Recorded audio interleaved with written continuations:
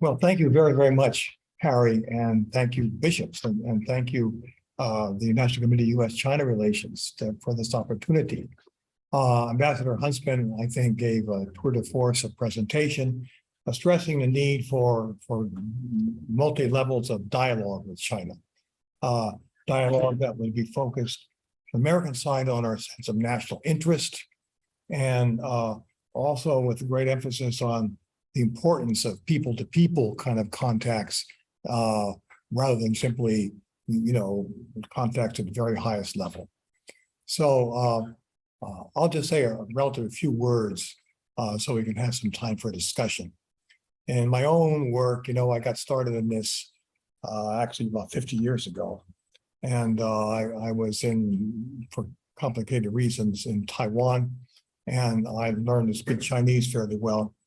And so then I applied to Harvard graduate school, and I said I wanted to be a bridge builder between societies, between China and USA. And they accepted me, and I ended up working with Ezra Vogel, who was one of the pioneers in sociology in China. So I studied sociology, which means you study the grassroots, not the highest levels like political scientists do. And I worked with Ezra at a time when, we were studying sociology of China, the grassroots. We didn't know what the hell we were doing. It was all new, and China was closed, and we sort of had to make it up as we went along. But it was very, very exciting to kind of try to figure this out. I ended up doing a study for my PhD dissertation on a village in China and their experience during the Cultural Revolution and the way in which they simulated and utilized and went against the doctrines of Mao Zedong. And then two books came out of that had to do with this village experience. I still read these books in, college classes and so forth. And then I came here and I actually decided I didn't know enough about America anymore. And so I actually ended up working for some years with Professor Robert Bella at UC Berkeley. And we did a study, I with some other colleagues, on American individualism, the culture of individualism in America. There's a book called Habits of the Heart that came out of it, and a book called Good Society. And that book, too, ended up being translated in many different languages and utilized around the world. And so then when I did that, I could then basically speak to people in China about America and people in America about China. So it was part of my bridge building kind of aspiration. And speaking at sort of grassroots level to university students, for example, and professors, and to just ordinary people of various kinds. So I've been doing that over the years. And then out of that, I wanted to combine the two. So I wrote a book on China and the American Dream, which I'll say a few words about right now, to try to talk about this cultural exchange and so forth between the two societies. And then I've done other things that had to do with religion and China and so forth. So let me just say a very few words about China and the American Dream. And a book I published in 1994, but I wrote a new chapter updating it recently and bring it up to the present. So I'm going to start out with this chapter I recently wrote, which I quoted Steve Bannon. And Steve Bannon, in 2018, he gave a bunch of talks in which he says, we're at war with China, straight out blunt. It's a cultural war, it's a commercial war, an information war, and probably inevitably going to be a kinetic war. Kinetic war is when you shoot at each other, right?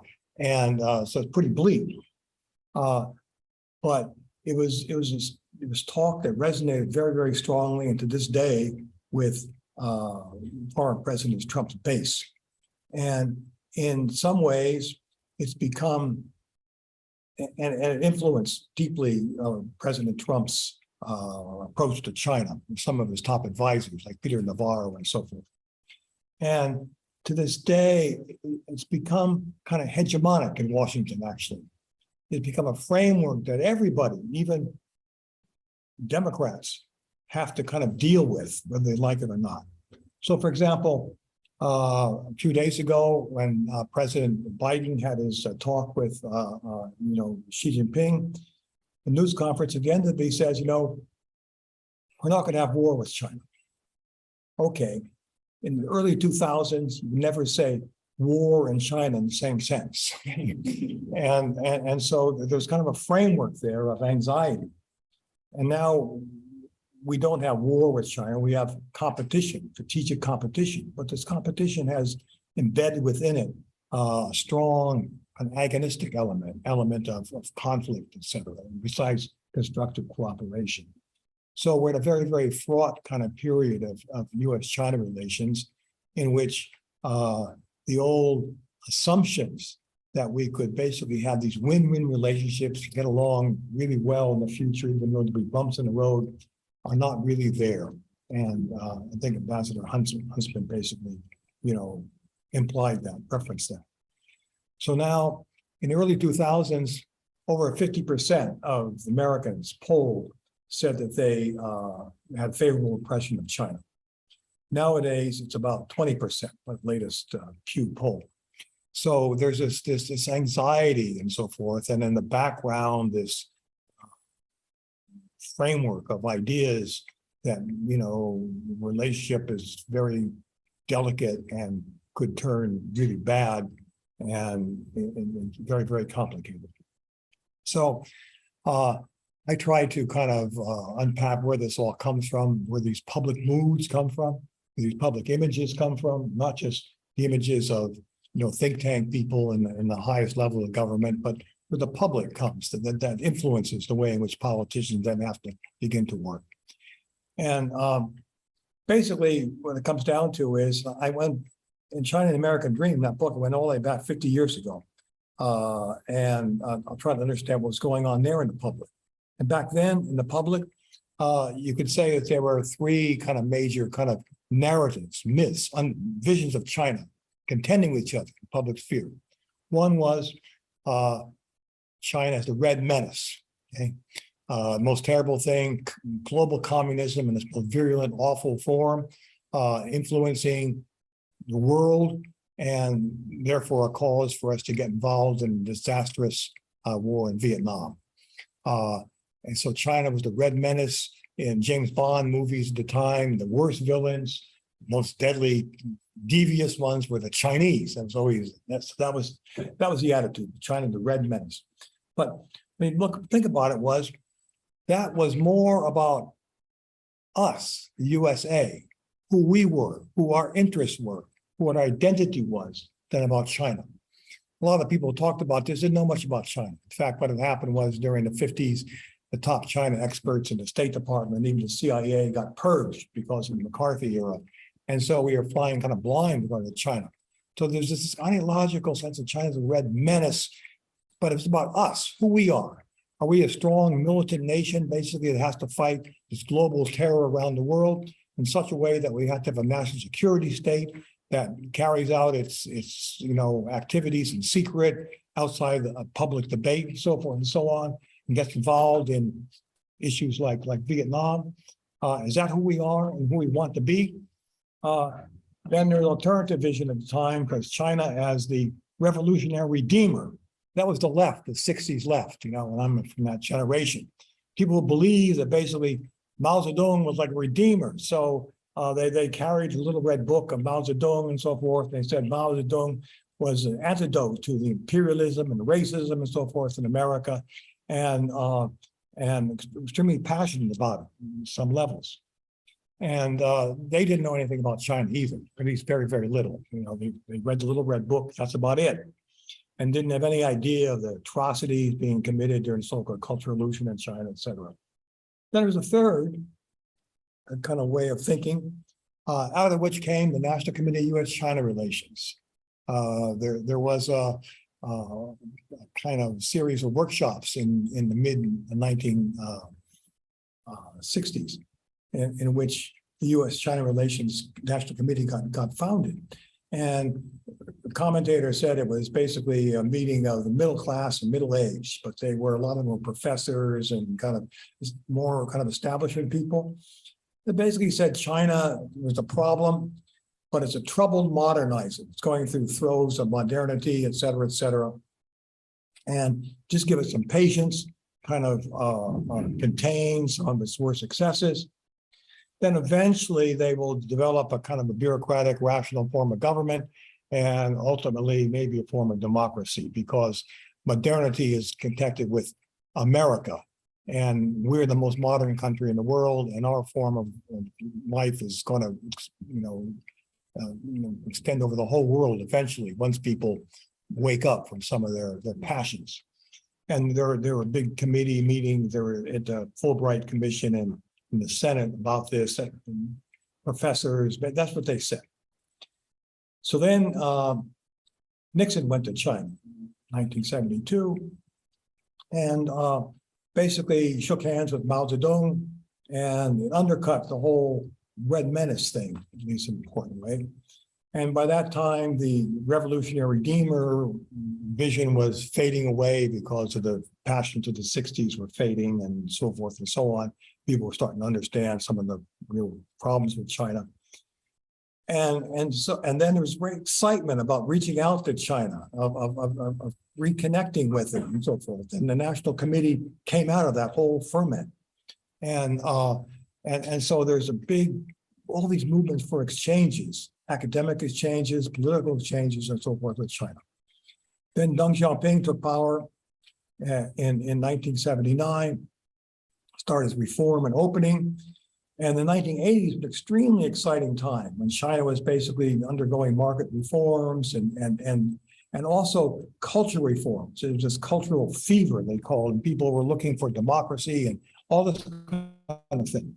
I was there in China at the time. I took part in some of these discussions, et cetera. It was extremely exciting. And so from the point of view of kind of American public discourse, China was going in the right direction, was going to become a modern country, ultimately a liberal modern country, and all the Cold War kind of stuff was going to be over. And then came, Tiananmen in 1989, crushed this democratic movement. It was so exciting. And that movement was very interesting. The day that happened was a big news day in America. That very day on June 4th, besides Tiananmen, the Polish government had its first free election since the imposition of communism. And then in the USA, Jim Wright, who was the Speaker of the House of Representatives, had to resign because of a scandal. And you could argue that either of those things, the Polish elections, Jim Wright having to resign, had more direct impact on American society than what happened in China. But Americans were fascinated, transfixed with China, because basically their dream, their myth of China was going in this direction was gone, shattered. And so that put everything in kind of a turmoil. But then by 1992, Deng Xiaoping revised some of the market reforms, and China began to roar ahead economically. America began to invest in China. And that old kind of China troubled modernity kind of revived. And we were going to work with China, we're going to trade with China, we're going to carry out all these kind of exchanges with China. And it was all going to be very, very good. But at the same time, in American society, these cultural shifts kind of take place in a subtle way and complicated way. Other kind of currents, other narratives started to develop. One started out in 1992, 93, when the Golden Venture, a rusty old ship carrying a whole boatload of Chinese immigrants, ran ashore on shores of Long Island. And people got out, and it alerted people to the fact that there were all these people from China trying to immigrate to the United States, often illegally, working in, therefore, sweatshops and restaurants and so forth in Chinatowns in New York and elsewhere, coming in, aided by basically Chinese mafia, by all these kind of smuggling operations, et cetera. And so the news of that faded after a while, but there was a kind of a discourse, kind of discussions of this kind of thing starting along different cycles, things that wouldn't be in the New York Times every day, about immigration, about Chinese immigration, about Chinese immigration disrupting American society, the wrong kind of people coming in, et cetera, et cetera. So there was a talk about immigration. Then in late 90s, there was this issue of President Clinton accepting some campaign contributions from a Chinese restaurant owner, actually in Arkansas, and which to some degree is funneled from China, maybe from the People's Liberation Army, and to his campaign. It's a big issue. And then there was another issue of Al Gore getting some money from Buddhist temple in LA, also illegal contributions. So then there became a whole discourse, also, once the headlines faded, carrying on to this day about Clinton cash, about people like Clinton, about elites taking money from China to go against, American interests and ideals. And then after that, in the late 90s, there was the case of Wen He Li, who was a scientist at the Los Alamos National Lab working on atomic bombs. And basically, he had taken home on his computer the data about the latest atomic weapon, and it was careless. Shouldn't have done it. He done it because probably convenience to just take the thing home. People like him at the labs. The culture was getting kind of loose about security. Basically, white people, researchers who did the same thing, got slaps on the wrist. He got threatened with the death penalty. He got put in solitary confinement for 9 months.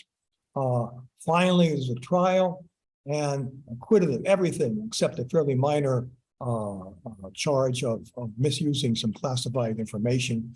And so he was freed. And the judge issued an apology on the part of the U.S. government, what they had done with him. So here was a case of an Asian, Chinese, actually he was Taiwanese. He was Taiwanese American, and who claimed that he was a spy. You couldn't trust him, et cetera.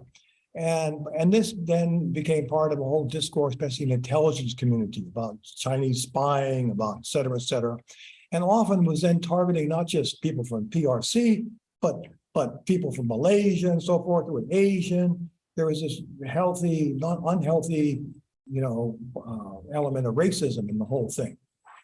And then, besides that, there was another old discourse that had to do with Christianity in China. There was this kind of rapid growth of Christianity in China, often connection with indigenous movements. The Protestant, evangelical Protestant, but there were less than 1 million in 1949, and it soared to 50, 60, maybe 70 million. Some people say 100 million today. Exponential growth, but maybe in the range of 60 million or so. And tremendous excitement among Christians that were going to now convert China to Christianity, a Christian country. And then by the 2000s, China was cracking down on Christianity. There were martyrs, there were people being imprisoned, et cetera. And then a big discourse about human rights violations, especially about Christians, but then spreading into general human rights kind of issues. So these are kind of narrative strands that were percolating. And then complicating it all was the fact that the trade we started to have with China, especially after the China coming into the World Trade Organization, which I gave some advice about trying to help Congress get the thing passed. Anyway, the resulting in offshoring of all sorts of manufacturing, especially from the Midwest. So Midwest whole communities basically saw their jobs being taken away. And then in these communities, the economists said, well, people lose their jobs all the time in a dynamic economy. Then they can find new jobs and better jobs, et cetera, and new technology. But one thing the economists found out, my colleague here at UC, at GPS, Gordon Hansen, did the study on that, is people in these communities could not or would not move. So they were stuck. They didn't want to leave their communities, but none of the jobs were gone. And leading to things like dysfunctional families, drug use, so-called deaths of despair, kind of disasters throughout much of the Midwest. And some of it blamed on China. perhaps economists say maybe only 10% of it was really the fault of offshoring to China. Another part was due to robotics and other kind of things. And it could have been alleviated if government and others had invested more in these communities and retraining programs and all this kind of thing, which they never did. So there was enormous amount of kind of anger developing in Midwest, anger especially against elites and so forth who supposedly had sold them out, etc.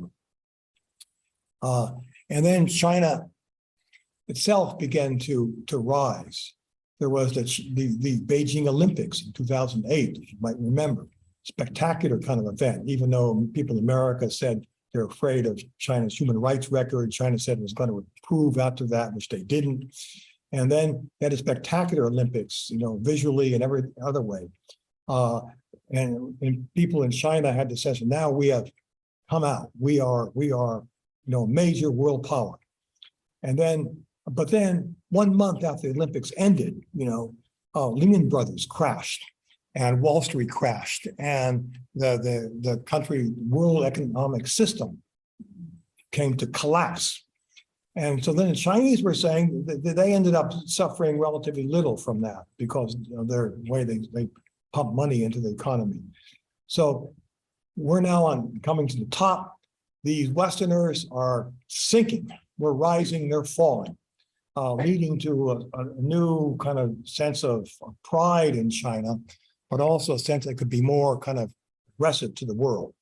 In the early 2000s and in the 1990s too, they talked to the Chinese about human rights.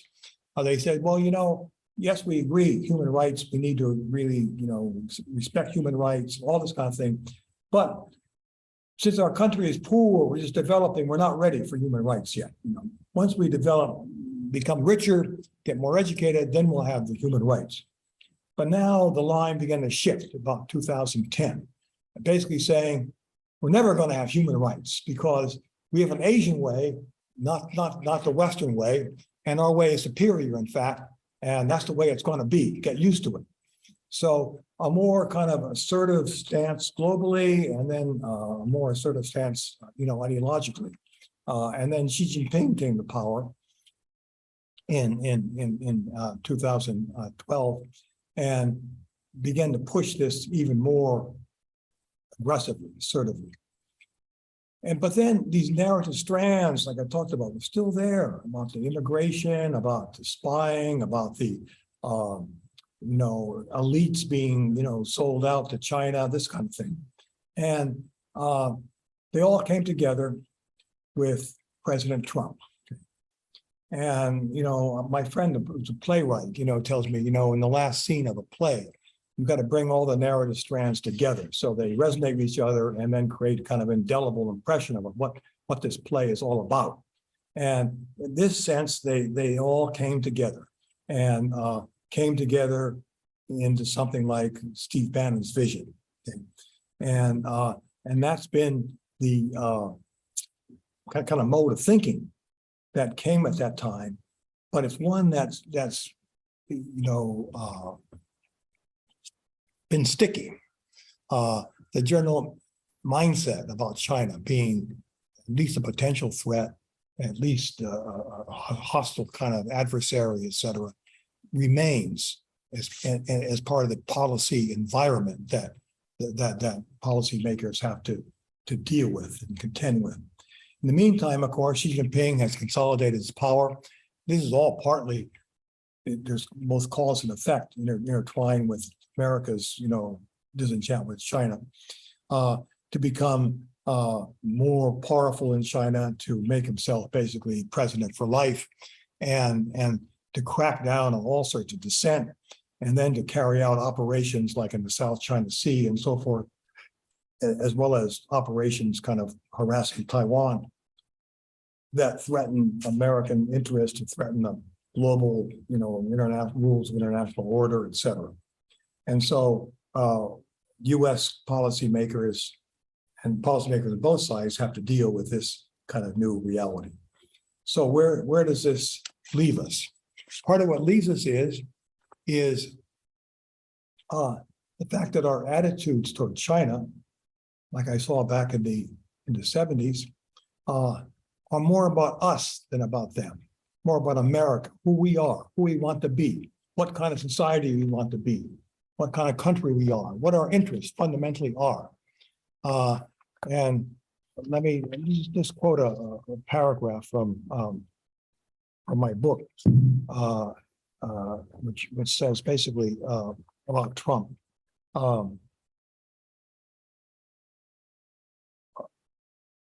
Basically, do we want to become like a rising Athens or a fearful Sparta? Do we want to be an open multicultural society, open to immigration, open to exchange with the rest of the world? Do we become closed in on ourselves with walls and borders, etc.? And what about China? Well, China now, is under the thrall of Xi Jinping's government. It's very, very repressive. And is this sustainable? And since I'm, a sociologist, and I like to study the interior part of China, what I see is tremendous plurality in China, pluralism, different views, people of wanting professional integrity, for example, people with religious aspirations, people with just desires for self-expression of all kinds. And I see a great variety in China that you don't see, because all we see in the West, we talk about China, is the integument of this powerful state. And I think it's worthwhile to look inside, to try to find ways to get inside through people diplomacy and through scholarship, as far as that's concerned, to get at these different views in China, some of which are very inspiring and very worth emulating. In any case, great variety of people that we can and will work with, and to stay away from big stereotypes about China as the new menace. So the new stereotype is China is not the red menace. I'm afraid you have to change the color to yellow, because there's a deep element of racism in it too. And somehow we have to get beyond this. And so close, I'll quote just the last couple of paragraphs of this article I wrote updating my book. How can we develop alternatives that is true to American best ideals of what America should look like? We should first recognize that China is not going to develop democratic institutions through some inevitable process of modernization. For the foreseeable future, China will combine a successful dynamic economy with a repressive authoritarian state. The fact that democracy is not part of an inevitable process should also make Americans realize that their own democracy is not a guaranteed outcome of the tide of history. Maintaining democracy requires continuing work from each new generation, but most certainly would further undermine our own democracy would be the temptation to fight fire with fire, to confront China dictatorship by becoming dictatorial ourselves. A constructive relationship with China as a rising power would require Americans to double down on our traditional strengths: democratic openness, grassroots innovation, and civic participation, while continuing to combat traditional evils like racism.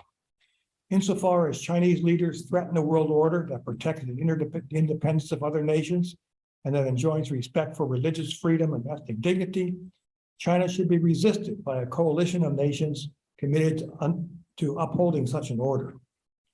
The resistance would not preclude the use of force if necessary, but would mostly be accomplished through diplomatic pressure. If Americans and other democratic nations manage to make their values truly attractive, if democratic openness can underpin a sustained and sustainable prosperity and a vibrant cultural creativity, then the Chinese people may someday want to emulate us again. That would be the outcome of a story that would see a constructive blending of the American dream and the China dream. So that's my little contribution to what Ambassador Huntsman said, but looking at the kind of grassroots images and our sense of national identity, et cetera.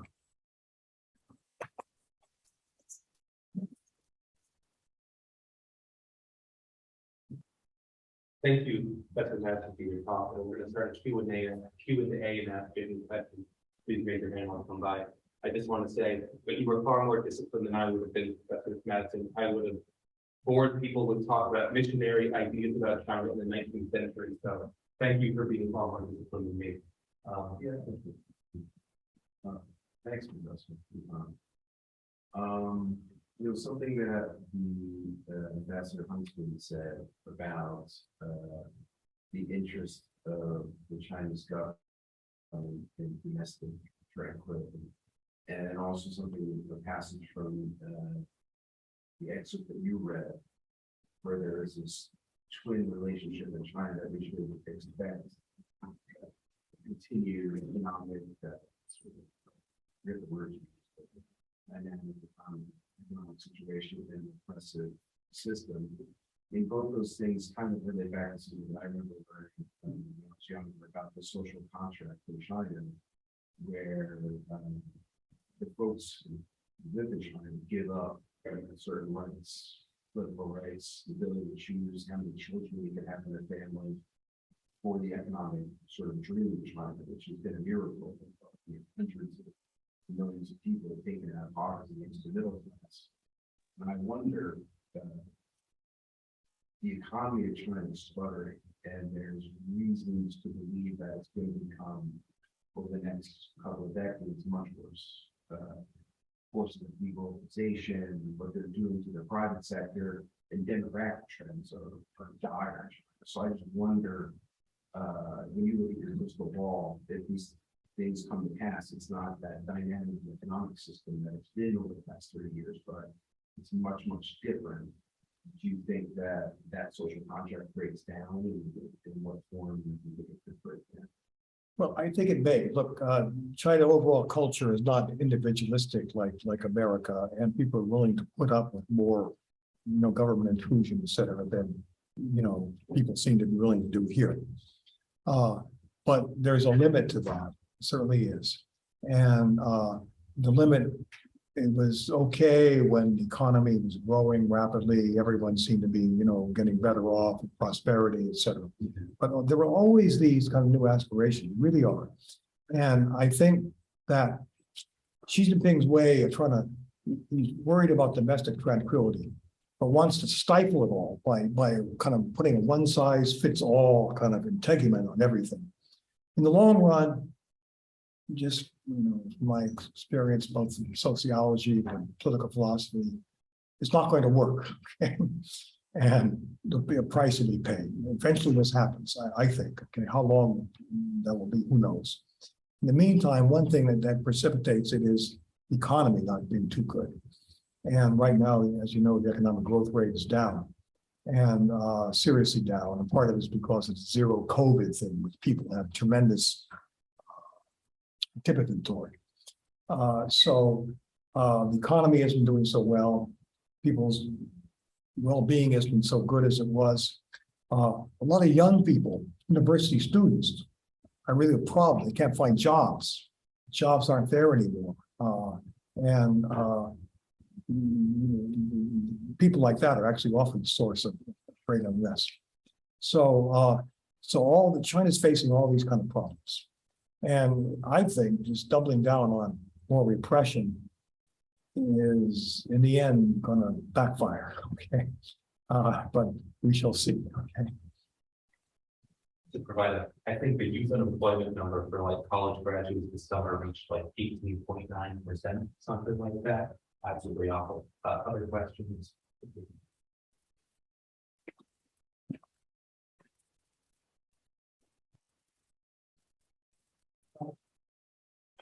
I just wanted to say thank you so much for your time. And my question was knowing China, it's a bit long, knowing China's contentious history with the West, like the accumulation, for example, how can we kind of reconcile the human rights and the political system narrative mentioned of the designated Asian ways and the Western ways? How can we reconcile that narrative without being in here, let's say, for trying to convert China inside?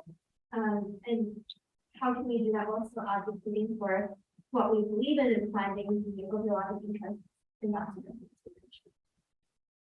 Well, look, like I said, I tried to be this kind of bridge builder, which means you got to listen to both sides. and have, some sort of genuine dialogue. And without being, a missionary trying to convert people, right? And sometimes if you have these dialogues, ideas come up on both sides, and we have a deeper understanding that maybe can help us get along better together. I gave a talk actually in Shanghai to the Shanghai People's Political Consultative Congress, which is like a Congress, except they can't pass laws because the Communist Party does that. But it was like a Congress. I testified. I gave a talk in Chinese about American civil society. And, at the coffee break or tea break, this woman came up to me and said, I think I misunderstood you. Sounded like you said that America, you allow these different groups to do what they want as long as it's not hurting anybody, and you don't try to coordinate them all for the common good. And I said, that's exactly what I said. It was didn't understand my Chinese. And she, no, I can't believe that. She could simply not able to process this idea, right? And so there's a notion that the government needs to kind of coordinate everything and so forth. And but I think, dialogues like this can kind of plant new seeds of ideas and possibilities in the world. I wouldn't expect them to become like us, okay? I just, I don't want everyone to be like me. That would be awful, right? We want people and their differences and so forth. We want a certain kind of convergence if possible, and a certain kind of understanding that makes us get along in a fairly civil kind of way. That's the challenge, okay? And no easy solution, but I'll have to stick with kind of dialogue, education, etc. I think the fact that we're training so many students from China here in our universities, a place like UCSD, is a great benefit in all this. And I think we need to keep these kind of academic exchanges, that kind of university training open and going. Although now, as maybe Ambassador Huntsman sort of suggested, it's not so easy anymore, okay? There's all sorts of barriers. People here going to China, people there going to here. And part of it's COVID, but there are other things. So hopefully this will loosen up, okay? And we can have more kind of genuine dialogues.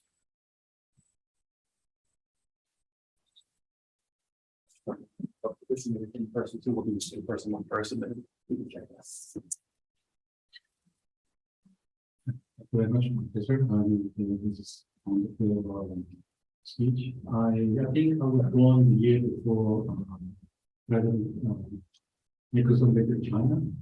I totally agree with your analysis of the whole U.S China relationship since the 1970s. We have up and down. I remember 1980s and 1998 bomb of trans-embassy. But I never saw such declaration of trans-relationship between the United States and China since 2018. If I have to play a blame game, who do you think should blame, China or the United States? Look, probably blame on both sides. But like I said, there were these kind of narratives developing with constituencies for them, okay? There were people worried about immigration. There were people worried about, spying. People worried about, Clinton cash and elites being, bought off, et cetera, et cetera. And, valid concern? pardon? Those are valid concerns. There's some truth in all of them, but not, but they were sort of separate. And I think they came fused together in the Trump campaign in 2018. So there it is. So all these, they were out there. People were nervous, and maybe people should have dealt with some of these things before. For instance, a better immigration policy, for example, would have helped. Okay, more scrutiny of elites being, seduced, if you want, by China cash. Slightly tighter, ways of making sure espionage, et cetera, wasn't happening, and things like that. Some of these things, they were like little cancers, if you will, kind of growing up in the side. And if you get them early, then, you know, you don't have a problem. But if they all kind of converge together finally, then you have a serious problem, right? And something like that was going on. And I think, you know, part of the optimism about China in the 2000s had to do with, you know, American business elites making a lot of money off of China. And that kind of carried the day. And they didn't pay attention to how this globalized relationship was affecting people in the Midwest, for example, et cetera, et cetera. And then they're paying the price for it now. Okay. So some person from this think tank in Washington wrote an article about my book, China American Dream, the original one. He said, Madsen was wrong in 1994. He predicted this whole narrative of China, you know, modernizing, you know, country was destroyed. It's gone. He said, no, he was wrong then, but it's right now. So I was 20 years ahead of my time. And I was thinking, where did I go wrong? I didn't understand the power of global finance capital. Okay, I was naive about this, right? The power of that economic, you know, globalized capital was very, very strong, obliterated other concerns. We got a question from online about a survey experiment we ran, humanizing people on the other side, Chinese people humanizing Americans, Americans humanizing Chinese people, including things like positive interactions and the like, helped to improve American and Chinese views of one another, made people less fearful of the other country, made people more positive about relations. So how do you suggest, you know, students and the like can do things to contribute things to promote that kind of mutual humanization effort? It's a nice optimistic question to end on. Well, you know, get to know each other, et cetera. Okay. So look, even in a place like UCSD, you know, we have a lot of Chinese international students. Okay. Some of them end up kind of living in a bubble. They just talk to each other, et cetera. They don't interact with, you know, other students. And other students don't interact with them. Okay? So we need, you know, more ways in which they truly can kind of come together. You know, I was the provost of one of the colleges there at Eleanor Roosevelt College. I try to do things that would do that, but we need more of that. Okay, and I think those kind of interactions, you come to know each other and like each other, work together on various things, and it changes attitudes. The same in China. I mean, you know, I was also director on this program, the UC system study abroad, and we had these. I taught a class in China, U.S. China relations, actually, with a Chinese expert on this at Fudan University, and then we'd have these lunches with students afterwards. You know, I had them, you know, then eat dumplings together, and some of the Chinese students and the American students together, and it was good how naive they were.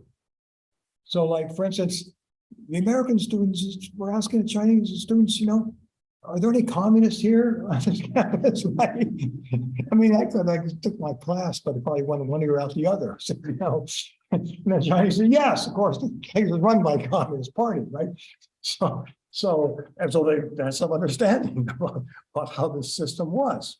And they, you know, these students, you can tell them in a lecture, but you know, often it really goes in one area and out the other. So it's by meeting people, understanding, working a little together, that some realistic understanding of what this is all about occurs. Well, we're going to wrap up. We have some food upstairs for everybody. Thank you all for coming. Thank you to Dr. Mosley, Fudan, the Bishop community, parent volunteers, to everyone who's opposed to this, of course, Professor Madsen for the Q&A and for the talk. And thank you all for here.